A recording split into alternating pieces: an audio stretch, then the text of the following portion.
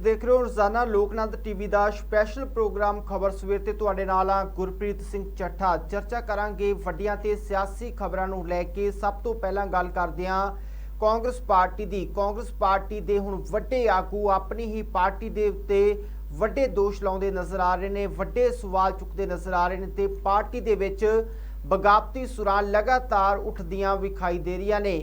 ਚੋਣਾਂ ਤੋਂ ਪਹਿਲਾਂ ਪਾਰਟੀ ਨੂੰ ਇਸ ਦਾ ਕਿੰਨਾ ਕੁ ਨੁਕਸਾਨ ਹੋਏਗਾ ਤੇ ਚੋਣਾਂ ਤੋਂ ਬਾਅਦ ਇਸ ਦਾ ਕਿੰਨਾ ਕੁ ਪ੍ਰਭਾਵ ਹੈ ਜਿਹੜਾ ਉਹ ਪਾਰਟੀ ਦੇ ਉੱਤੇ ਪੈਂਦਾ ਵਿਖਾਈ ਦੇਵੇਗਾ। ਇਸ तमाम ਵਿਸ਼ੇ ਨੂੰ ਲੈ ਕੇ ਗੱਲਬਾਤ ਕਰਾਂਗੇ ਤੇ ਨਾਲ ਹੀ ਗੱਲਬਾਤ ਕਰਾਂਗੇ ਕੈਪਟਨ ਅਮਰਿੰਦਰ ਸਿੰਘ ਦੇ ਵੱਲੋਂ ਚਰਨਜੀਤ ਸਿੰਘ ਚੰਨੀ ਦੇ ਉੱਤੇ ਵੱਡੇ ਇਲਜ਼ਾਮ ਲਗਾਏ ਗਏ ਨੇ। ਕਿਹੜੇ ਇਲਜ਼ਾਮ ਲਗਾਏ ਗਏ ਨੇ ਉਸ ਨੂੰ ਲੈ ਕੇ ਵੀ ਗੱਲਬਾਤ ਕਰਾਂਗੇ ਤੇ ਨਾਲ ਹੀ ਗੱਲ ਕਰਾਂਗੇ ਆਮ ਆਦਮੀ ਪਾਰਟੀ ਦੀ। ਅੱਜ ਆਮ ਆਦਮੀ ਪਾਰਟੀ ਦੇ ਸੁਪਰੀਮੋ ਅਰਵਿੰਦ ਕੇਜਰੀਵਾਲ ਦਾ ਪਰਿਵਾਰ ਪੰਜਾਬ ਦੇ ਵਿੱਚ ਚੋਣ ਪ੍ਰਚਾਰ ਕਰਨ ਲਈ ਪਹੁੰਚ ਰਿਹਾ ਹੈ। ਉਹਨਾਂ ਦੇ ਪਰਿਵਾਰ ਦਾ ਕਿਹੜਾ ਮੈਂਬਰ ਚੋਣ ਪ੍ਰਚਾਰ ਕਰਦਾ ਨਜ਼ਰ ਆਏਗਾ ਪੰਜਾਬ ਦੇ ਅੰਦਰ, ਇਸ ਨੂੰ ਲੈ ਕੇ ਵੀ ਗੱਲਬਾਤ ਕਰਾਂਗੇ ਤੇ ਨਾਲ ਹੀ ਗੱਲਬਾਤ ਕਰਾਂਗੇ ਭਾਜਪਾ ਦੀ। ਭਾਜਪਾ ਦੇ ਵੱਡੇ ਆਗੂ ਦੇ ਵੱਲੋਂ ਸੀਐਮ ਚਿਹਰੇ ਨੂੰ ਲੈ ਕੇ ਇੱਕ ਅਹਿਮ ਬਿਆਨ ਦਿੱਤਾ ਗਿਆ ਹੈ। ਕੀ ਬਿਆਨ ਦਿੱਤਾ ਗਿਆ ਉਸ ਦੇ ਉੱਤੇ ਵੀ ਗੱਲਬਾਤ ਕਰਾਂਗੇ ਤੇ ਇਸ ਪ੍ਰੋਗਰਾਮ ਦੇ ਵਿੱਚ ਸਾਡੇ ਨਾਲ ਸ਼ਾਮਲ ਨੇ ਡਾਕਟਰ ਭੀਮਿੰਦਰ ਸਿੰਘ। ਡਾਕਟਰ ਸਾਹਿਬ ਪ੍ਰੋਗਰਾਮ 'ਚ ਸਵਾਗਤ ਹੈ ਜੀ। बहुत बहुत शुक्रिया, मेहरबानी, धन्यवाद गुरप्रीत जी।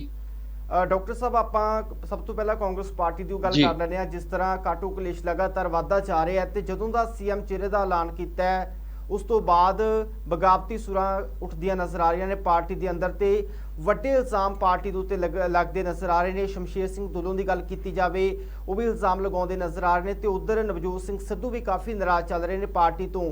ਤਾਂ ਜਿਸ ਤਰ੍ਹਾਂ ਪਾਰਟੀ ਨੂੰ ਘੇਰਿਆ ਜਾ ਰਿਹਾ ਤਾਂ ਪਾਰਟੀ ਦਾ ਭਵਿੱਖ ਕੀ ਨਜ਼ਰ ਆ ਰਿਹਾ ਚੋਣਾਂ ਤੋਂ ਪਹਿਲਾਂ? ਗੁਰਪ੍ਰੀਤ ਜੀ, ਜਿੱਥੋਂ ਤੱਕ ਕਾਂਗਰਸ ਪਾਰਟੀ ਦਾ ਖਾਸ ਤੌਰ ਤੇ ਜਿਹੜੀ ਪੰਜਾਬ ਦੀ ਕਾਂਗਰਸ ਪਾਰਟੀ ਹੈ ਉਹਦਾ ਸਬੰਧ ਹੈ, ਆਪਾਂ ਸਾਰੇ ਜਾਣਦੇ ਹਾਂ ਕਿ ਪਿਛਲੇ ਲਗਭਗ 4-5 ਸਾਲਾਂ ਤੋਂ ਜਦੋਂ ਤੋਂ ਸੱਤਾ 'ਚ ਆਈ ਹੈ ਕਾਂਗਰਸ, ਔਰ ਉਦੋਂ ਤੋਂ ਲੈ ਕੇ ਹੁਣ ਤੱਕ ਕਾਟੋ ਕਲੇਸ਼ ਦਾ ਗ੍ਰਾਫ ਜਿਹੜਾ ਹੈਗਾ ਉਹ ਲਗਾਤਾਰ ਵੱਧ ਰਿਹਾ ਹੈ।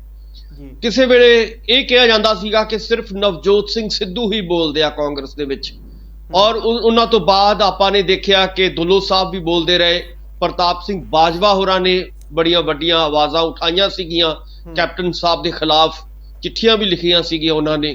ਉਸ ਤੋਂ ਬਾਅਦ ਉਹ ਲਗਾਤਾਰ ਜਿਹੜਾ ਹੈਗਾ ਕਾਟੋ ਕਲੇਸ਼ ਵਧਿਆ ਔਰ ਇੱਥੋਂ ਤੱਕ ਨੌਬਤ ਆ ਗਈ ਕਿ 4.5 ਸਾਲਾਂ ਬਾਅਦ, ਪੌਣੇ 5 ਸਾਲਾਂ ਬਾਅਦ ਕੈਪਟਨ ਅਮਰਿੰਦਰ ਸਿੰਘ ਜੀ ਨੂੰ, ਜਿਹੜੇ ਕਿ ਮੁੱਖ ਮੰਤਰੀ ਸੀਗੇ ਕਾਂਗਰਸ ਦੇ ਪੰਜਾਬ ਦੇ ਵਿੱਚ, ਉਹਨਾਂ ਨੂੰ ਵੀ ਆਪਣੀ ਕੁਰਸੀ ਤੋਂ ਹੱਥ ਧੋਣੇ ਪਏ। ਯਾਨੀ ਕਿ ਇਹ ਕਾਟੋ ਕਲੇਸ਼ ਆਪਣੀ ਸਿਖਰ ਤੇ ਪਹੁੰਚਿਆ ਔਰ ਉਸ ਤੋਂ ਬਾਅਦ ਚੰਨੀ ਸਾਹਿਬ ਨੇ ਸਾਰੀ ਚੀਜ਼ ਨੂੰ ਕੰਟਰੋਲ ਕਰਨ ਦੀ ਬੇਸ਼ੱਕ ਇੱਕ ਅਸਫਲ ਕੋਸ਼ਿਸ਼ ਕੀਤੀ, ਪਰ ਉਹ ਸਫਲ ਇੰਨੀ ਹੋ ਗਈ ਕਿ ਬਹੁਤੇ ਲੋਕ ਜਿਹੜੇ ਨੇ ਕਾਂਗਰਸ ਤੋਂ ਛੱਡ ਕੇ ਦੂਜੀਆਂ ਪਾਰਟੀਆਂ 'ਚ ਜਾਣ ਲੱਗੇ, ਜਿਹਦੇ ਵਿੱਚ ਫਤਿਹ ਜੰਗ ਬਾਜਵਾ ਸਾਹਿਬ ਨੇ, ਜਿਹਦੇ ਵਿੱਚ ਤੁਸੀਂ ਦੇਖੋਗੇ ਕਿ ਰਾਣਾ ਗੁਰਮੀਤ ਸੋਢੀ ਸਾਹਿਬ ਨੇ ਜਾਂ ਹੋਰ ਜਿਹੜੇ ਵੱਡੇ ਲੀਡਰ ਨੇ, ਉਹ ਸਾਰੇ ਜਿਹੜੇ ਸੀਗੇ ਕਾਂਗਰਸ ਤੋਂ ਕਿਨਾਰਾ ਕਰਨ ਲੱਗੇ। ਔਰ ਜਦੋਂ ਸੀਟਾਂ ਦੀ ਵੰਡ ਹੋਈ ਪਿਛਲੇ ਦਿਨਾਂ ਦੇ ਵਿੱਚ, ਵਿਧਾਨ ਸਭਾ ਦੀਆਂ ਸੀਟਾਂ ਜਦੋਂ ਉਹਨਾਂ ਦੀ ਜਿਹੜੀ ਹੈਗੀ ਹੈ ਚੋਣ ਹੋਣੀ ਸੀਗੀ ਉਮੀਦਵਾਰਾਂ ਦੀ, ਤਾਂ ਬਹੁਤੇ ਉਮੀਦਵਾਰ ਤੁਸੀਂ ਦੇਖੋਗੇ ਕਿ ਗੁੱਸੇ ਹੋ ਕੇ ਜਾਂ ਤਾਂ ਉਹ ਆਜ਼ਾਦ ਉਮੀਦਵਾਰ ਦੇ ਤੌਰ ਤੇ ਖੜੇ ਹੋ ਗਏ ਜਾਂ ਉਹਨਾਂ ਨੇ ਆਪਣੀਆਂ ਪਾਰਟੀਆਂ ਬਦਲ ਲਈਆਂ। ਯਾਨੀ ਕਿ ਮੇਰਾ ਕਹਿਣ ਦਾ ਮਤਲਬ ਇਹ ਸਾਰੀਆਂ ਚੀਜ਼ਾਂ ਦੱਸਣ ਦਾ ਇਹ ਹੈ ਕਿ ਇਹ ਖਿਲਾਰਾ ਜਿਹੜਾ ਕਾਂਗਰਸ ਦਾ ਪਿਆ ਹੈ ਕੋਈ ਨਵਾਂ ਖਿਲਾਰਾ ਨਹੀਂ ਹੈ। ਇਹ ਲਗਾਤਾਰ ਜਦੋਂ ਤੋਂ ਪਿਛਲੇ 5 ਸਾਲ ਦੇ ਵਿੱਚ ਆਪਾਂ ਜਦੋਂ ਦੇਖਦੇ ਹਾਂ, ਇਹ ਉਦੋਂ ਤੋਂ ਲੈ ਕੇ ਹੁਣ ਤੱਕ ਵੱਧ ਰਿਹਾ ਹੈ, ਉਹ ਘਟ ਨਹੀਂ ਰਿਹਾ।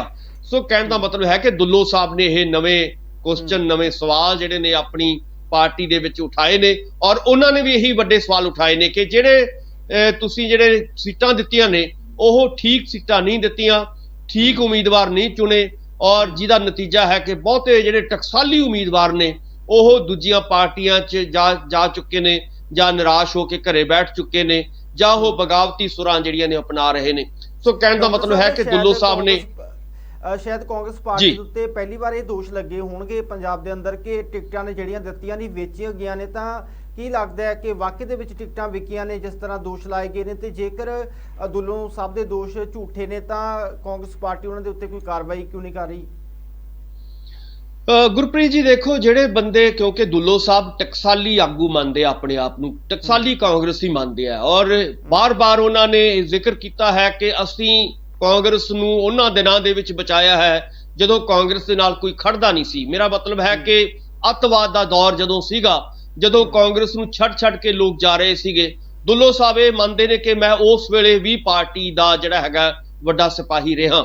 ਸੋ ਇਸ ਕਰਕੇ ਦੁੱਲੋ ਸਾਹਿਬ ਆਪਾਂ ਸਾਰੇ ਜਾਣਦੇ ਆ ਕਿ ਉਹ ਪਾਰਟੀ ਦੇ ਪ੍ਰਧਾਨ ਵੀ ਰਹੇ ਨੇ, ਵੱਡੇ ਕੱਦ ਦੇ ਨੇਤਾ ਨੇ। ਜੇਕਰ ਉਹ ਇਦਾਂ ਦੀਆਂ ਗੱਲਾਂ ਕਰ ਰਹੇ ਨੇ ਕਿ ਪੰਜਾਬ ਦੇ ਵਿੱਚ ਜਿਹੜੀਆਂ ਵੋਟਾਂ ਜਾਂ ਆਪਾਂ ਕਹਿ ਸਕਦੇ ਹਾਂ ਕਿ ਜਿਹੜੀਆਂ ਉਮੀਦਵਾਰਾਂ ਨੂੰ ਟਿਕਟਾਂ ਦਿੱਤੀਆਂ ਗਈਆਂ ਨੇ ਉਹ ਕਿਤੇ ਨਾ ਕਿਤੇ ਸ਼ੱਕ ਦੇ ਘੇਰੇ ਦੇ ਵਿੱਚ ਨੇ, ਤਾਂ ਲਾਜ਼ਮੀ ਤੌਰ ਤੇ ਇਸ ਸ਼ੱਕ ਨੂੰ ਜਿਹੜਾ ਹੈਗਾ ਦੂਰ ਕਰਨ ਦੀ ਲੋੜ ਹੈ। ਦੁੱਲੋ ਸਾਹਿਬ ਨੂੰ ਦੱਸਣਾ ਚਾਹੀਦਾ ਹੈ ਕਿ ਕਿਹੜੀਆਂ ਟਿਕਟਾਂ ਕਿੰਨੇ ਪੈਸੇ ਦੇ ਵਿੱਚ ਵਿਕੀਆਂ ਨੇ। ਸੋ ਇਸ ਕਰਕੇ ਦੁੱਲੋ ਸਾਹਿਬ ਹੀ ਦੱਸ ਸਕਦੇ ਆ ਕਿ ਜਿਹੜੀਆਂ ਵੀ ਟਿਕਟਾਂ ਵਿਕਰੀਆਂ ਨੇ, ਜਾਂ ਆਪਾਂ ਜਿਵੇਂ ਉਹਨਾਂ ਨੇ ਬਿਆਨ ਦਿੱਤਾ ਹੈ ਕਿ ਮਾਫੀਏ ਨੂੰ ਲੈ ਕੇ ਕਿ ਮਾਫੀਏ ਦੇ ਰਾਹੀਂ ਜਿਹੜੀ ਹੈਗੀ ਉਹ ਸਾਰੀਆਂ ਚੀਜ਼ਾਂ ਕੰਟਰੋਲ ਕੀਤਾ ਜਾ ਰਿਹਾ ਹੈ। ਸੋ ਇਸ ਕਰਕੇ ਬੜੇ ਵੱਡੇ ਜਿਹੜੇ ਦੋਸ਼ ਨੇ, ਬਹੁਤ ਗੰਭੀਰ ਦੋਸ਼ ਉਹਨਾਂ ਨੇ ਆਪਣੀ ਪਾਰਟੀ ਦੇ ਉੱਤੇ ਚੁੱਕੇ ਨੇ, ਖਾਸ ਤੌਰ ਤੇ ਜਿਹੜੇ ਚੋਣਾਂ ਨੂੰ ਲੈ ਕੇ ਜਾਂ ਉਮੀਦਵਾਰਾਂ ਨੂੰ ਲੈ ਕੇ।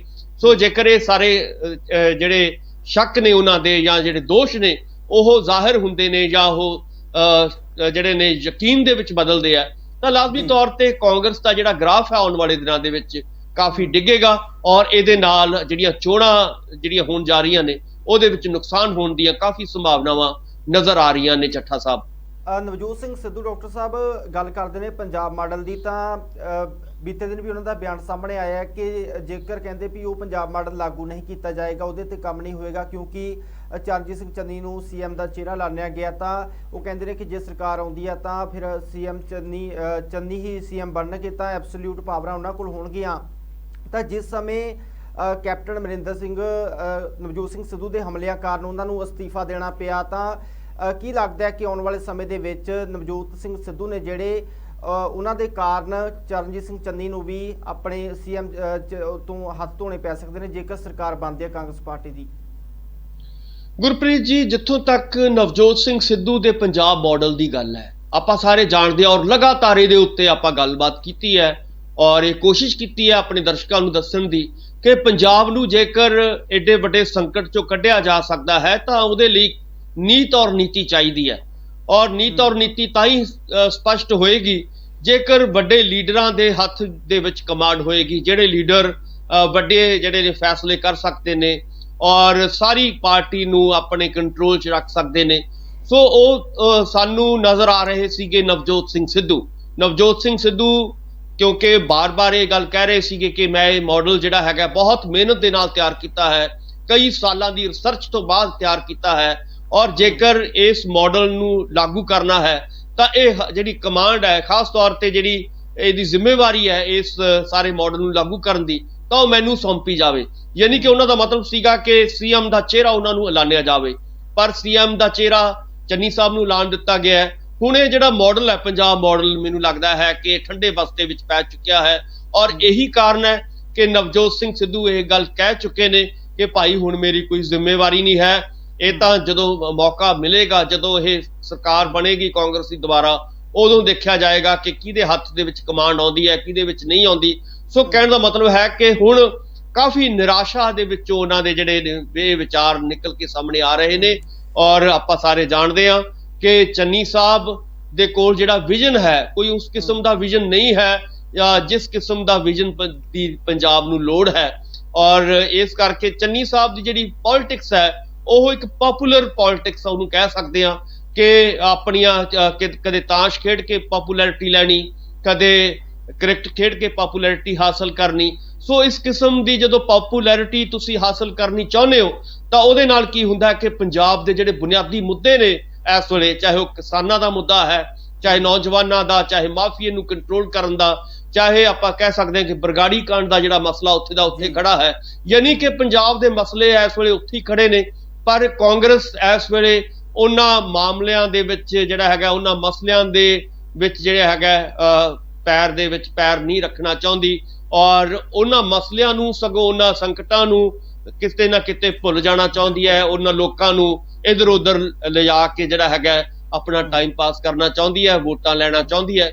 ਪਰ ਪੰਜਾਬ ਦੇ ਲੋਕ ਇਸ ਵੇਲੇ ਕਿਸਾਨੀ ਅੰਦੋਲਨ ਤੋਂ ਬਾਅਦ ਕਾਫੀ ਚੇਤੰਨ ਹੋ ਚੁੱਕੇ ਨੇ ਔਰ ਇਹੀ ਕਾਰਨ ਹੈ ਕਿ ਪੰਜਾਬ ਦੇ ਲੋਕ ਜਦੋਂ ਵੀ ਚੰਨੀ ਸਾਹਿਬ ਜਿੱਥੇ ਜਾਂਦੇ ਨੇ ਉਹਨਾਂ ਤੋਂ ਸਵਾਲ ਪੁੱਛੇ ਗਏ ਨੇ, ਚਾਹੇ ਭਦੌੜ ਦੀ ਗੱਲ ਹੋਵੇ ਪਿਛਲੇ ਦਿਨਾਂ ਦੇ ਵਿੱਚ, ਕਈ ਲੋਕਾਂ ਨੇ ਖਾਸ ਤੌਰ ਤੇ ਕਿਸਾਨ ਜਥੇਬੰਦੀਆਂ ਜਾਂ ਕਿਸਾਨਾਂ ਵੱਲੋਂ ਜਿਹੜੇ ਨੇ ਵੱਖ-ਵੱਖ ਇਹਨਾਂ ਲੀਡਰਾਂ ਨੂੰ ਸਵਾਲ ਜਦੋਂ ਚੁੱਕੇ ਜਾਂਦੇ ਨੇ ਇਹਨਾਂ ਦੇ ਉੱਤੇ, ਤਾਂ ਇਹਨਾਂ ਨੂੰ ਕੋਈ ਜਵਾਬ ਜਿਹੜੇ ਨੇ ਔੜਦੇ ਨਹੀਂ ਹੈਗੇ। ਸੋ ਇਸ ਕਰਕੇ ਇਸ ਵੇਲੇ ਪੰਜਾਬ ਦੇ ਮੁੱਦਿਆਂ ਨੂੰ ਭਖਾਉਣ ਦੀ ਲੋੜ ਹੈ, ਕਿਉਂਕਿ ਬਹੁਤ ਥੋੜਾ ਸਮਾਂ ਰਹਿ ਗਿਆ ਚੋਣਾਂ ਦੇ ਵਿੱਚ। ਪੰਜਾਬ ਦੇ ਮੁੱਦਿਆਂ ਬਾਰੇ, ਪੰਜਾਬ ਬਾਰੇ ਕੀ ਰਾਏ ਹੈ ਉਹਨਾਂ ਦੀ, ਇਹਦੇ ਉੱਤੇ ਗੱਲ ਹੋਣੀ ਚਾਹੀਦੀ ਹੈ, ਨਾ ਕਿ ਜਿਹੜਾ ਹੈਗਾ ਆਪਸੀ ਜਿਹੜੀ ਕਾਟੋ ਕਲੇਸ਼ ਵਧਣਾ ਚਾਹੀਦਾ ਹੈ। ਗੁਰਪ੍ਰੀਤ ਜੀ, ਤੇ ਨਵਜੋਤ ਸਿੱਧੂ ਦੀ ਗੱਲ ਕਰ ਰਹੇ ਹਾਂ ਆਪਾਂ, ਤਾਂ ਇਹਨਾਂ ਚੋਣ ਪ੍ਰਚਾਰ ਦੇ ਵਿੱਚ ਵੀ ਉਹ ਪੂਰੀ ਤਰ੍ਹਾਂ ਸਰਗਰਮ ਨਜ਼ਰ ਨਹੀਂ ਆ ਰਹੇ। ਤੇ ਜਿਸ ਤਰ੍ਹਾਂ ਬੀਤੇ ਦਿਨ ਵੀ ਉਹਨਾਂ ਦੇ ਵੱਲੋਂ ਬਿਆਨ ਦਿੱਤਾ ਗਿਆ ਸੀਗਾ ਕਿ ਭਾਜਪਾ ਤੋਂ ਉਹਨਾਂ ਨੂੰ ਇੱਕ ਵਾਰ ਫਿਰ ਤੋਂ ਆਫਰ ਆਈ ਸੀਗੀ, ਤਾਂ ਉਹ ਗੱਲ ਘਮਾਉਂਦੇ ਨਜ਼ਰ ਆਏ। ਤਾਂ ਕੀ ਲੱਗਦਾ ਹੈ ਕਿ ਉਹਨਾਂ ਨੇ ਸੰਕੇਤ ਦੇ ਦਿੱਤੇ ਨੇ ਕਿ ਪਾਰਟੀ ਵੀ ਛੱਡ ਸਕਦੇ ਨੇ, ਚਾਂਸ ਲੱਗਦੇ ਨੇ ਇਦਾਂ ਦੇ? ਗੁਰਪ੍ਰੀਤ ਜੀ ਦੇਖੋ, ਕਾਂਗਰਸ ਖੁਦ ਵੀ ਨਹੀਂ ਚਾਹੁੰਦੀ ਕਿ ਇਦਾਂ ਦੇ ਜਿਹੜੇ ਲੀਡਰ ਨੇ, ਇਮਾਨਦਾਰ ਲੀਡਰ ਨੇ, ਉਹ ਸਾਡੀ ਪਾਰਟੀ ਦੇ ਵਿੱਚ ਰਹਿਣ। ਖਾਸ ਤੌਰ ਤੇ ਨਵਜੋਤ ਸਿੰਘ ਸਿੱਧੂ ਵਰਗੇ ਲੀਡਰ, ਤੁਸੀਂ ਦੇਖਿਆ ਹੋਵੇਗਾ ਕਿ ਪਿਛਲੇ ਦਿਨਾਂ ਦੇ ਵਿੱਚ ਆਪਾਂ ਸਾਰੇ ਜਾਣਦੇ ਹਾਂ ਕਿ ਜਦੋਂ ਉਹਨਾਂ ਦਾ ਦਿਲ ਟੁੱਟਿਆ ਤਾਂ ਉਹ ਬਕਾਇਦਾ ਤੌਰ ਤੇ ਆਪਣੇ ਇਲਾਕੇ ਹਲਕੇ ਤੱਕ ਉਹ ਸੀਮਿਤ ਹੋ ਕੇ ਰਹਿ ਗਏ ਨੇ। ਉੱਥੇ ਹੀ ਉਹਨਾਂ ਨੂੰ ਇਸ ਵੇਲੇ ਸਾਰਾ ਫੋਕਸ ਉਹਨਾਂ ਦਾ ਇਹ ਹੈ ਕਿ ਆਪਣੇ ਹਲਕੇ ਨੂੰ ਕਿਵੇਂ ਬਚਾਉਣਾ ਹੈ, ਉੱਥੋਂ ਜਿੱਤ ਕਿਵੇਂ ਹਾਸਲ ਕਰਨੀ ਹੈ। ਯਾਨੀ ਕਿ ਕਹਿਣ ਦਾ ਮਤਲਬ ਹੈ ਕਿ ਉਹਨਾਂ ਦੀ ਆਪਣੀ ਪਾਰਟੀ ਦੇ ਵਿੱਚੋਂ ਬਹੁਤ ਸਾਰੇ ਲੋਕ ਨੇ ਔਰ ਵਿਰੋਧੀ ਪਾਰਟੀਆਂ ਜਿਹੜੀਆਂ ਨੇ ਉਹ ਕਿਵੇਂ ਨਾ ਕਿਵੇਂ ਨਵਜੋਤ ਸਿੰਘ ਸਿੱਧੂ ਨੂੰ ਹਰਾਉਣਾ ਚਾਹੁੰਦੀਆਂ ਨੇ, ਔਰ ਇਹੀ ਚਾਹੁੰਦੀਆਂ ਨੇ ਕਿ ਇਹ ਆਪਣੀ ਜਿਹੜੀ ਸਿਆਸਤ ਹੈ ਉਹਦੇ ਤੋਂ ਕਿਨਾਰਾ ਕਰ ਲੈਣ, ਪੰਜਾਬ ਦਾ ਮਾਡਲ ਤੋਂ ਕਿਨਾਰਾ ਕਰ ਲੈਣ, ਪੰਜਾਬ ਦੇ ਲੋਕਾਂ ਤੋਂ ਕਿਨਾਰਾ ਕਰ ਲੈਣ। ਇਹੀ ਇਹਨਾਂ ਦਾ ਏਜੰਡਾ ਹੈ। ਸੋ ਇਸ ਕਰਕੇ ਇਹ ਏਜੰਡਾ ਜਿਹੜਾ ਹੈਗਾ ਜੇਕਰ ਕਾਮਯਾਬ ਹੁੰਦਾ ਹੈ ਤਾਂ ਨਵਜੋਤ ਸਿੰਘ ਸਿੱਧੂ ਨੂੰ ਕਾਫੀ ਜਿਹੜਾ ਹੈਗਾ ਆਉਣ ਵਾਲੇ ਦਿਨਾਂ ਦੇ ਵਿੱਚ ਨੁਕਸਾਨ ਹੋਣ ਦੀਆਂ ਸੰਭਾਵਨਾਵਾਂ ਨਜ਼ਰ ਆ ਰਹੀਆਂ ਨੇ। ਔਰ ਜਿਵੇਂ ਤੁਸੀਂ ਕਹਿ ਰਹੇ ਹੋ ਕਿ ਜੇਕਰ ਉਹ ਸੰਕੇਤ ਦਿੰਦੇ ਨੇ ਕਿ ਇਸ ਨੁਕਸਾਨ ਤੋਂ ਕਿਵੇਂ ਬਚਿਆ ਜਾ ਸਕਦਾ ਹੈ, ਯਾਨੀ ਕਿ ਉਹ ਜੇਕਰ ਪਾਰਟੀ ਛੱਡਦੇ ਨੇ ਆਪਣੀ, ਤਾਂ ਇਹਦੇ ਨਾਲ ਕਾਂਗਰਸ ਪਾਰਟੀ ਦਾ ਵੀ ਵੱਡਾ ਨੁਕਸਾਨ ਹੋਏਗਾ। ਇਹ ਨਹੀਂ ਹੈ ਕਿ ਜੇਕਰ ਨਵਜੋਤ ਸਿੰਘ ਸਿੱਧੂ ਜਾਣਗੇ ਤਾਂ ਕਾਂਗਰਸ ਪਾਰਟੀ ਜਿਹੜੀ ਹੈਗੀ ਹੈ ਜਿੱਤ ਹਾਸਲ ਕਰ ਸਕੇਗੀ। ਮੈਨੂੰ ਕੋਈ ਇਦਾਂ ਦੀਆਂ ਸੰਭਾਵਨਾਵਾਂ ਨਜ਼ਰ ਨਹੀਂ ਆਉਂਦੀਆਂ ਕਿ ਨਵਜੋਤ ਸਿੰਘ ਸਿੱਧੂ ਤੋਂ ਬਿਨਾਂ ਪੰਜਾਬ ਦੇ ਵਿੱਚ ਕਾਂਗਰਸ ਦਾ ਕੋਈ ਵੱਡਾ ਚਿਹਰਾ ਸਾਨੂੰ ਦਿਖਾਈ ਦੇ ਰਿਹਾ ਹੈ, ਕਿਉਂਕਿ ਸਾਰੇ ਚਿਹਰੇ ਲਗਭਗ ਇਸ ਵੇਲੇ ਤੁਸੀਂ ਦੇਖੋਗੇ ਕਿ ਜਿਹੜੇ ਨੇ ਬਹੁਤ ਉਹਨਾਂ ਤੋਂ ਥੋੜੇ ਥੱਲੇ ਨਜ਼ਰ ਆ ਰਹੇ ਨੇ। ਔਰ ਚਾਹੇ ਤੁਸੀਂ ਜਾਖੜ ਸਾਹਿਬ ਦੀ ਜਦੋਂ ਅਸੀਂ ਗੱਲ ਕਰਦੇ ਹਾਂ, ਜਾਖੜ ਸਾਹਿਬ ਇੱਕ ਹਿੰਦੂ ਚਿਹਰਾ ਸੀਗੇ, ਕਾਂਗਰਸ ਦੇ ਕੋਲੇ ਇੱਕ ਬਹੁਤ ਵੱਡੇ ਚਿਹਰਾ ਸੀਗੇ, ਪਰ ਉਹ ਵੀ ਸੰਨਿਆਸ ਲੈ ਚੁੱਕੇ ਨੇ। ਇਸੇ ਤਰ੍ਹਾਂ ਤੁਸੀਂ ਦੇਖੋਗੇ ਕਿ ਜਿਹੜੇ ਹੋਰ ਵੱਡੇ ਚਿਹਰੇ ਸੀਗੇ, ਇਸੇ ਲਈ ਉਹਨਾਂ ਦੀ ਥਾਂ ਦੇ ਉੱਤੇ ਰਵਨੀਤ ਬਿੱਟੂ ਜੀ ਨੂੰ ਲਿਆਂਦਾ ਗਿਆ ਤਾਂ ਕਿ ਪੰਜਾਬ ਦੇ ਵਿੱਚ ਜਿਹੜਾ ਹੈਗਾ ਹਿੰਦੂਆਂ ਨੂੰ ਜਿਹੜਾ ਹੈਗਾ ਕਿਵੇਂ ਨਾ ਕਿਵੇਂ ਨਾਲ ਜੋੜਿਆ ਜਾ ਸਕੇ। ਸੋ ਕਹਿਣ ਦਾ ਮਤਲਬ ਹੈ ਕਿ ਕਾਂਗਰਸ ਇੱਕ ਪਾਸੇ ਇਹ ਕੰਮ ਕਰਦੀ ਨਜ਼ਰ ਤਾਂ ਆ ਰਹੀ ਹੈ, ਪਰ ਦੂਜੇ ਪਾਸੇ ਜਿਹੜੇ ਉਹਨਾਂ ਦੇ ਆਪਣੇ ਵੱਡੇ ਲੀਡਰ ਨੇ, ਨਵਜੋਤ ਸਿੰਘ ਸਿੱਧੂ ਵਰਗੇ ਲੀਡਰ ਨੇ, ਉਹਨਾਂ ਨੂੰ ਉਹ ਖੁੱਡੇ ਲੈਣ ਲਾਉਣਾ ਚਾਹੁੰਦੀ ਹੈ। ਸੋ ਇਹ ਜਿਹੜਾ ਦਵੰਦ ਹੈ ਇਸ ਵੇਲੇ ਕਾਂਗਰਸ ਦਾ, ਇਹ ਇਸ ਵੇਲੇ ਸਮਝ ਤੋਂ ਬਾਹਰ ਹੈ, ਔਰ ਇਸ ਦਵੰਦ ਨੇ ਕਾਂਗਰਸ ਦਾ ਜਿਹੜਾ ਹੈਗਾ ਕਾਫੀ ਵੱਡਾ ਨੁਕਸਾਨ ਕਰਨ ਦੀਆਂ ਸੰਭਾਵਨਾਵਾਂ ਇਸ ਦਵੰਦ ਦੇ ਵਿੱਚੋਂ ਆ ਰਹੀਆਂ ਨੇ। ਗੁਰਪ੍ਰੀਤ ਜੀ, ਬਿਲਕੁਲ, ਕੁੱਲ ਮਿਲਾ ਕੇ ਨਵਜੋਤ ਸਿੰਘ ਸਿੱਧੂ ਨੂੰ ਜਿਹੜਾ ਸੀਐਮ ਚਿਹਰਾ ਨਹੀਂ ਲਾਣਿਆ ਗਿਆ ਤਾਂ ਕਿਤੇ ਨਾ ਕਿਤੇ ਪਾਰਟੀ ਨੂੰ ਇਸ ਦਾ ਨੁਕਸਾਨ ਝੱਲਣਾ ਪੈ ਸਕਦਾ ਹੈ। ਤੇ ਕੈਪਟਨ ਅਮਰਿੰਦਰ ਸਿੰਘ ਦੀ ਗੱਲ ਕਰਾਂਗੇ, ਉਹਨਾਂ ਨੇ ਚਰਨਜੀਤ ਚੰਨੀ ਤੇ ਵੱਡੇ ਦੋਸ਼ ਲਾਏ ਨੇ। ਕਹਿੰਦੇ ਕਿ 111 ਦਿਨਾਂ ਦੇ ਵਿੱਚ ਉਹਨਾਂ ਨੇ 33,000 ਕਰੋੜ ਰੁਪਇਆ ਬਰਬਾਦ ਕਰਤਾ। ਕੀ ਵਾਕਈ ਦੇ ਵਿੱਚ ਏਦਾਂ ਹੋਇਆ? ਬਿਲਕੁਲ, ਜੇਕਰ ਦੇਖੋ ਕੈਪਟਨ ਸਾਹਿਬ ਖੁਦ ਮੁੱਖ ਮੰਤਰੀ ਰਹੇ ਨੇ, ਔਰ ਇੱਕ ਮੁੱਖ ਮੰਤਰੀ ਜਦੋਂ ਦੂਜੇ ਮੁੱਖ ਮੰਤਰੀ ਦੇ ਬਾਰੇ ਗੱਲ ਕਰਦਾ ਹੈ ਤਾਂ ਲਾਜ਼ਮੀ ਤੌਰ ਤੇ ਅੰਦਰੂਨੀ ਗੱਲਾਂ ਦਾ ਉਹਨਾਂ ਨੂੰ ਪਤਾ ਹੁੰਦਾ ਹੈ।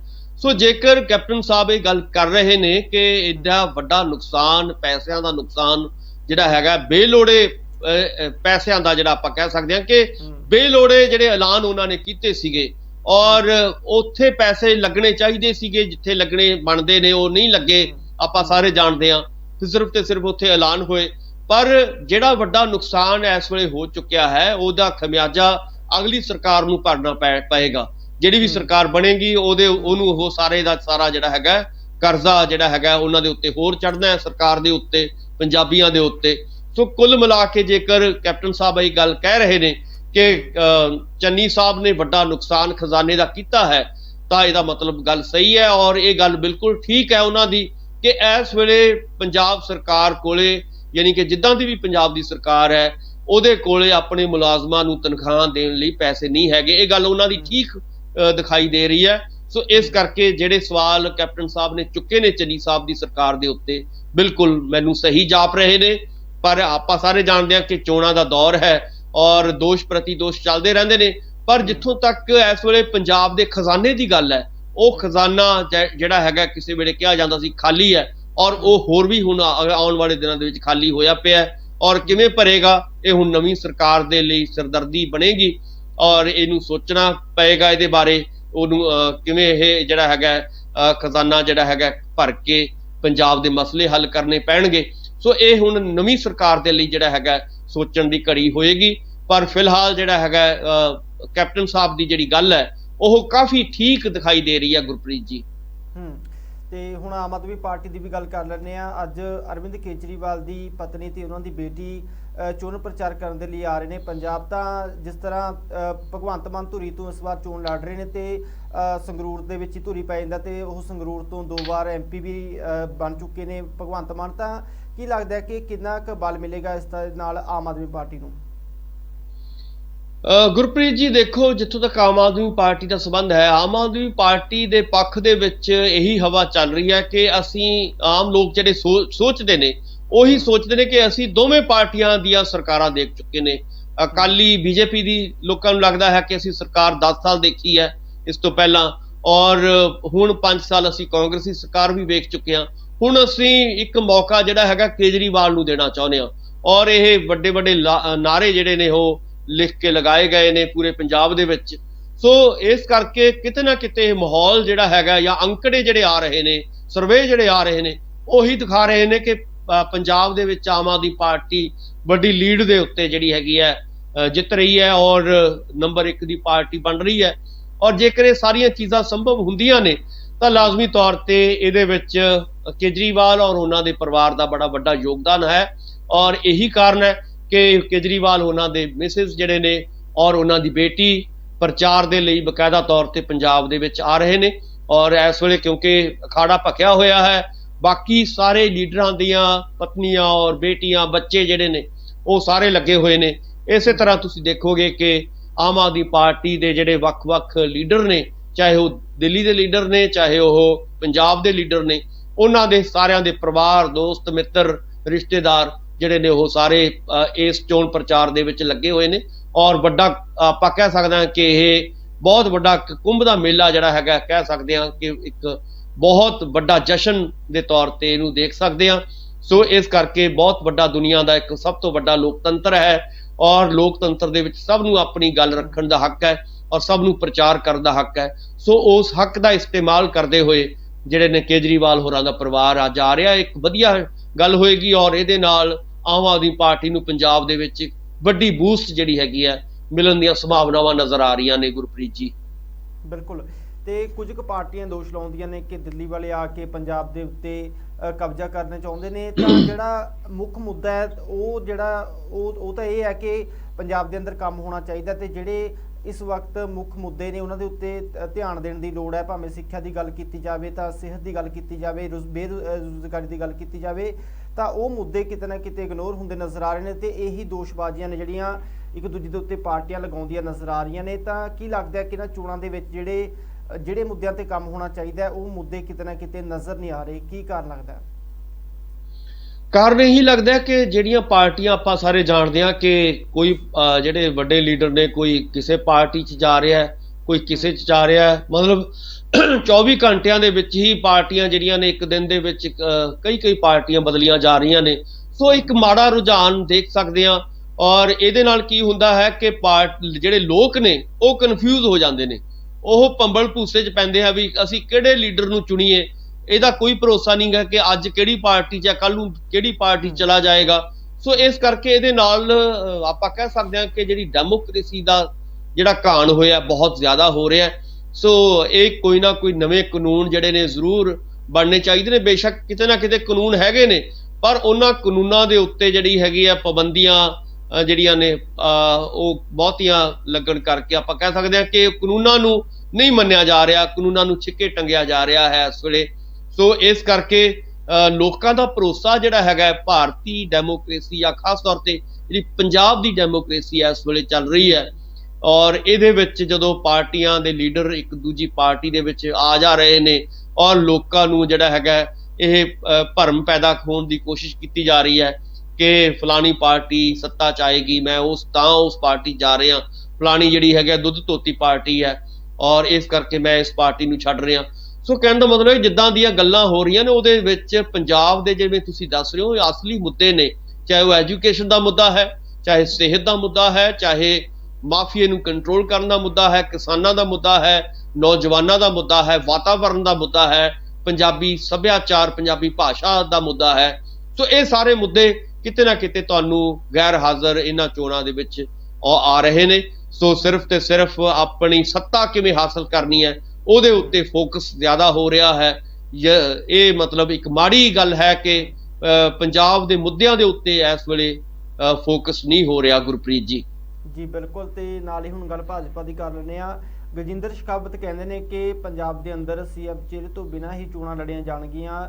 ਤਾਂ ਕੀ ਲੱਗਦਾ ਹੈ ਕਿ ਜਿਸ ਤਰ੍ਹਾਂ ਇਹ ਕਿਆਸ ਰਹੀਆਂ ਸੀਗੀਆਂ ਕਿ ਜਿਹੜਾ ਗੱਠਜੋੜ ਹੈ ਤਿੰਨੇ ਪਾਰਟੀਆਂ ਦਾ, ਉਹਦੇ ਵਿੱਚੋਂ ਸੀਐਮ ਦਾ ਚਿਹਰਾ ਜਾਂ ਸੀਐਮ ਜੇ ਬਣਾਉਣ ਦੀ ਗੱਲ ਕੀਤੀ ਜਾਵੇ ਤਾਂ ਕੈਪਟਨ ਅਮਰਿੰਦਰ ਸਿੰਘ ਨੂੰ ਬਣਾਇਆ ਜਾ ਸਕਦਾ। ਤਾਂ ਜਿਸ ਤਰ੍ਹਾਂ ਦਾ ਉਹਨਾਂ ਦਾ ਬਿਆਨ ਸਾਹਮਣੇ ਆਇਆ, ਜੇਕਰ ਉਹ ਪਹਿਲਾਂ ਐਲਾਨ ਕਰਦੇ ਨੇ ਕੈਪਟਨ ਅਮਰਿੰਦਰ ਸਿੰਘ ਦਾ, ਤਾਂ ਜਿਸ ਤਰ੍ਹਾਂ ਦੀ ਕਾਰਗੁਜ਼ਾਰੀ ਰਹੀ ਹੈ ਪੌਣੇ 5 ਸਾਲ ਦੇ ਵਿੱਚ ਕੈਪਟਨ ਅਮਰਿੰਦਰ ਸਿੰਘ ਦੀ, ਤਾਂ ਬਹੁਤ ਨੁਕਸਾਨ ਹੋ ਸਕਦਾ ਸੀ ਇਸ ਗੱਠਜੋੜ ਨੂੰ। ਇਸੇ ਦੀ ਜਿਹੜਾ ਇਹ ਬਿਆਨ ਦਿੱਤਾ ਗਿਆ ਹੈ ਕਿ ਸੀਐਮ ਦਾ ਚਿਹਰਾ ਐਲਾਨੇ ਤੋਂ ਬਿਨਾਂ ਚੋਣਾਂ ਲੜੀਆਂ ਜਾਣਗੀਆਂ। ਗੁਰਪ੍ਰੀਤ ਜੀ ਦੇਖੋ, ਇਸ ਵੇਲੇ ਇੱਕੋ ਹੀ ਪਾਰਟੀ ਹੈ ਜਿਹੜੀ ਆਪਣੇ ਸੀਐਮ ਦਾ ਚਿਹਰਾ ਨਹੀਂ ਐਲਾਨ ਰਹੀ। ਬਾਕੀ ਸਾਰੀਆਂ ਜਿਹੜੀਆਂ ਵੱਡੀਆਂ ਪਾਰਟੀਆਂ ਨੇ, ਖਾਸ ਤੌਰ ਤੇ ਤੁਸੀਂ ਆਮ ਆਦਮੀ ਪਾਰਟੀ ਦੇਖ ਲਓ, ਉਹਨਾਂ ਨੇ ਭਗਵੰਤ ਮਾਨ ਨੂੰ ਐਲਾਨ ਦਿੱਤਾ ਹੈ ਐਜ਼ ਸੀਐਮ ਦੇ ਚਿਹਰੇ ਦੇ ਤੌਰ ਤੇ। ਇਸ ਤਰ੍ਹਾਂ ਕਾਂਗਰਸ ਦੇਖ ਲਓ ਕਿ ਉਹਨਾਂ ਨੇ ਚੰਨੀ ਸਾਹਿਬ ਨੂੰ ਉਤਾਰਿਆ ਹੈ, ਔਰ ਆਪਾਂ ਸਾਰੇ ਜਾਣਦੇ ਹਾਂ ਕਿ ਅਕਾਲੀ ਬਸਪਾ ਨੇ ਪਹਿਲਾਂ ਹੀ ਸੁਖਬੀਰ ਬਾਦਲ ਹੋਰਾਂ ਨੂੰ ਉਤਾਰ ਰੱਖਿਆ ਹੈ। ਸੋ ਕਹਿਣ ਦਾ ਮਤਲਬ ਹੈ ਕਿ ਜੇਕਰ ਬੀਜੇਪੀ ਔਰ ਉਹਨਾਂ ਦੇ ਜਿਹੜੀਆਂ ਗੱਠਜੋੜ ਵਾਲੀਆਂ ਪਾਰਟੀਆਂ ਨੇ, ਕੈਪਟਨ ਸਾਹਿਬ ਨੇ ਜਾਂ ਢੀਂਡਸਾ ਸਾਹਿਬ ਨੇ, ਜੇਕਰ ਉਹ ਨਹੀਂ ਐਲਾਨ ਦਿੱਤਾ, ਇਹਦੇ ਨਾਲ ਨੁਕਸਾਨ ਹੀ ਹੋਏਗਾ, ਕੋਈ ਬਹੁਤਾ ਫਾਇਦਾ ਹੁੰਦਾ ਨਜ਼ਰ ਨਹੀਂ ਆ ਰਿਹਾ। ਪਰ ਆਪਾਂ ਸਾਰੇ ਜਾਣਦੇ ਹਾਂ ਕਿ ਬੀਜੇਪੀ ਔਰ ਜਿਹੜੇ ਉਹਨਾਂ ਦੇ ਨਾਲ ਭਾਈਵਾਲੀ ਪਾਰਟੀਆਂ ਨੇ, ਉਹਨਾਂ ਦੀ ਕੋਈ ਪੰਜਾਬ ਦੇ ਵਿੱਚ ਇਸ ਤਰ੍ਹਾਂ ਦੀ ਕੋਈ ਲਹਿਰ ਹੈ ਜਾਂ ਉਹਨਾਂ ਨੂੰ ਲੋਕ ਚਾਹੁੰਦੇ ਨੇ ਜਾਂ ਉਹਨਾਂ ਦੇ ਕਾਡਰ ਤੋਂ ਬਿਨਾਂ, ਆਪਾਂ ਕਹਿ ਕਾਡਰ ਤਾਂ ਜ਼ਰੂਰ, ਕਿਉਂਕਿ ਹਰ ਪਾਰਟੀ ਦਾ ਇੱਕ ਆਪਣਾ ਕਾਡਰ ਹੁੰਦਾ ਹੈ ਤੇ ਉਹ ਉਹਨੂੰ ਵੋਟ ਤਾਂ ਜ਼ਰੂਰ ਪਾਉਂਦਾ ਹੈ, ਪਰ ਆਮ ਲੋਕ ਜਿਹੜੇ ਨੇ ਉਹ ਬਹੁਤੇ ਨੇੜੇ ਹੁੰਦੇ ਨਜ਼ਰ ਨਹੀਂ ਆ ਰਹੇ ਇਹਨਾਂ ਪਾਰਟੀਆਂ ਦੇ, ਬੀਜੇਪੀ ਔਰ ਉਹਨਾਂ ਦੇ ਨਾਲ ਜਿਹੜੀਆਂ ਸੰਬੰਧਿਤ ਪਾਰਟੀਆਂ, ਚਾਹੇ ਕੈਪਟਨ ਸਾਹਿਬ ਦੀ ਪਾਰਟੀ ਹੈ ਚਾਹੇ ਢੀਂਡਸਾ ਸਾਹਿਬ ਦੀ। ਸੋ ਇਸ ਕਰਕੇ ਉਹਨਾਂ ਨੇ ਇਹੀ ਸੋਚਿਆ ਕਿ ਜੇਕਰ ਹੁਣ ਅਸੀਂ ਮੰਨ ਲਓ ਕੈਪਟਨ ਸਾਹਿਬ ਨੂੰ ਵੀ ਐਲਾਨਦੇ ਹਾਂ ਤਾਂ ਹੋ ਸਕਦਾ ਢੀਂਡਸਾ ਸਾਹਿਬ ਨਾਰਾਜ਼ ਹੋ ਜਾਣ ਜਾਂ ਉਹਨਾਂ ਦੀ ਆਪਣੀ ਪਾਰਟੀ ਦੇ ਲੋਕ ਨਾਰਾਜ਼ ਹੋ ਜਾਣ। ਜੇਕਰ ਢੀਂਡਸਾ ਸਾਹਿਬ ਨੂੰ ਐਲਾਨਦੇ ਆ ਤਾਂ ਕੈਪਟਨ ਸਾਹਿਬ ਨਾਰਾਜ਼ ਹੋ ਸਕਦੇ ਆ। ਸੋ ਇਸ ਨਾਰਾਜ਼ਗੀ ਤੋਂ ਬਚਣ ਦੇ ਲਈ ਉਹਨਾਂ ਨੇ ਹੁਣ ਸਿਰਫ ਇਹੀ ਸੋਚਿਆ ਕਿ ਹੁਣ ਚੋਣਾਂ ਤੋਂ ਬਾਅਦ ਹੀ ਅਗਲਾ ਜਿਹੜਾ ਹੈਗਾ ਸੀਐਮ ਫੇਸ ਦਾ ਫੈਸਲਾ ਹੋਏਗਾ। ਉਹ ਤਾਂ ਹੋਏਗਾ ਜੇਕਰ ਉਹਨਾਂ ਨੂੰ 60 ਸੀਟਾਂ ਤੋਂ ਜਾਂ 60 ਸੀਟਾਂ ਮਿਲਦੀਆਂ ਨੇ। ਹੁਣ 60 ਸੀਟਾਂ ਕਿਵੇਂ ਪ੍ਰਾਪਤ ਕਰਨਗੇ, ਇਹ ਬਹੁਤ ਔਖਾ ਹੈ ਇਸ ਵੇਲੇ, ਕਿਉਂਕਿ ਜਿੱਦਾਂ ਦਾ ਮਾਹੌਲ ਪੰਜਾਬ ਦੇ ਵਿੱਚ ਬਣਿਆ ਹੋਇਆ ਹੈ ਜਾਂ ਲਗਭਗ ਪਿਛਲੇ 1.5 ਸਾਲ ਤੋਂ ਬੀਜੇਪੀ ਦਾ ਜੋ ਹਾਲ ਆਪਾਂ ਸਾਰਿਆਂ ਨੇ ਦੇਖਿਆ ਹੈ, ਉਹਦੇ ਵਿੱਚੋਂ ਕੋਈ ਬਹੁਤੀਆਂ ਸੀਟਾਂ ਨਿਕਲਦੀਆਂ ਨਜ਼ਰ ਨਹੀਂ ਆ ਰਹੀਆਂ। ਔਰ ਇਸ ਕਰਕੇ ਉਹਨਾਂ ਨੂੰ ਹੋ ਸਕਦਾ ਪਤਾ ਹੀ ਲੱਗ ਗਿਆ ਹੋਵੇ ਕਿ ਸੀਟਾਂ ਤਾਂ ਸਾਨੂੰ ਮਿਲਣੀਆਂ ਨਹੀਂ, ਤੁਸੀਂ ਐਵੇਂ ਬਿਨਾਂ ਗੱਲ ਤੋਂ ਨਾਰਾਜ਼ਗੀ ਜਿਹੜੀ ਹੈਗੀ ਆ ਮੁੱਲ ਲੈ ਲਓਗੇ। ਸੋ ਇਸ ਕਰਕੇ ਮੈਨੂੰ ਇਹ ਲੱਗ ਰਿਹਾ ਹੈ ਕਿ ਉਹ ਇਸ ਸਟ੍ਰੈਟੇਜੀ ਤੇ ਚੱਲ ਰਹੇ ਨੇ ਕਿ ਬਿਨਾਂ ਚਿਹਰੇ ਤੋਂ ਹੀ ਜਿਹੜਾ ਹੈਗਾ, ਖਾਸ ਤੌਰ ਤੇ ਮੁੱਖ ਮੰਤਰੀ ਦੇ ਚਿਹਰੇ ਤੋਂ ਚੋਣਾਂ ਜਿਹੜੀਆਂ ਨੇ ਉਹ ਲੜੀਆਂ ਜਾਣ। ਗੁਰਪ੍ਰੀਤ ਜੀ ਕੁੱਲ ਮਿਲਾ ਕੇ ਪੰਜਾਬ ਅੰਦਰ ਕਿਸਾਨੀ ਅੰਦੋਲਨ ਤੋਂ ਬਾਅਦ ਪੈਰ ਪ੍ਰਸਾਰਦੀ ਤਾਂ ਨਜ਼ਰ ਆ ਰਹੀ ਹੈ ਭਾਜਪਾ, ਪਰ ਇਹਨਾਂ ਚੋਣਾਂ ਦੇ ਵਿੱਚ ਕਿੰਨੀਆਂ ਕੁ ਸੀਟਾਂ ਹਾਸਲ ਹੁੰਦੀਆਂ ਨੇ ਭਾਜਪਾ ਦੀ ਗੱਠਜੋੜ ਪਾਰਟੀਆਂ ਨੂੰ, ਇਹ ਤਾਂ ਆਉਣ ਵਾਲਾ ਸਮਾਂ ਤੈਅ ਕਰੇਗਾ। ਬਹੁਤ ਬਹੁਤ ਧੰਨਵਾਦ ਤੁਹਾਡਾ ਡਾਕਟਰ ਸਾਹਿਬ, ਪ੍ਰੋਗਰਾਮ ਦੇ ਵਿੱਚ ਕੀਮਤੀ ਸਮਾਂ ਦਿੱਤਾ ਤੁਸੀਂ। ਬਹੁਤ ਬਹੁਤ ਸ਼ੁਕਰੀਆ, ਮਿਹਰਬਾਨੀ, ਧੰਨਵਾਦ। ਤਾਂ ਇਹ ਸਨ ਸਾਡੇ ਨਾਲ ਡਾਕਟਰ ਭੀਮਿੰਦਰ ਸਿੰਘ, ਜਿਨ੍ਹਾਂ ਨੇ ਹੁਣ ਤੱਕ ਦੀ ਸਿਆਸੀ ਸਥਿਤੀ ਨੂੰ ਲੈ ਕੇ ਆਪਣੇ ਵਿਚਾਰ ਰੱਖੇ ਨੇ। ਸਿਆਸੀ ਪਾਰਟੀਆਂ ਦੇ ਨਾਲ ਦੀ ਗੱਲਬਾਤ ਕੀਤੀ ਗਈ ਹੈ ਕਿ ਕਿਸ ਤਰ੍ਹਾਂ ਦਾ ਮਾਹੌਲ ਪਾਰਟੀਆਂ ਦੇ ਅੰਦਰ ਨਜ਼ਰ ਆ ਰਿਹਾ ਤੇ ਚੋਣਾਂ ਨੂੰ ਲੈ ਕੇ ਕਿਸ ਤਰ੍ਹਾਂ ਦੀ ਸਥਿਤੀ ਹੈ ਉਹ ਬਣਦੀ ਨਜ਼ਰ ਆ ਰਹੀ ਹੈ, ਕਿਉਂਕਿ ਮਹਿਜ ਕੁਝ ਹੀ ਦਿਨ ਵਿਧਾਨ ਸਭਾ ਚੋਣਾਂ ਦੇ ਵਿੱਚ ਬਾਕੀ ਨੇ ਤੇ ਜਿਸ ਤੋਂ ਬਾਅਦ ਲੋਕ ਆਪਣੀ ਸਰਕਾਰ ਚੁਣ ਜਾ ਰਹੇ ਨੇ, ਅਗਲੀ ਸਰਕਾਰ ਚੁਣ ਜਾ ਰਹੇ ਨੇ ਤੇ ਆਉਣ ਵਾਲਾ ਸਮਾਂ ਤੈਅ ਕਰੇਗਾ ਕਿ ਅਗਲੀ ਸਰਕਾਰ ਕਿਸ ਪਾਰਟੀ ਦੀ ਬਣਦੀ ਹੈ। ਤਾਂ ਲਗਾਤਾਰ ਜੁੜੇ ਰਹੋ ਰੋਜ਼ਾਨਾ ਲੋਕਨਾਥ ਟੀਵੀ ਦੇ ਨਾਲ। ਦਿਓ ਇਜਾਜ਼ਤ, ਧੰਨਵਾਦ।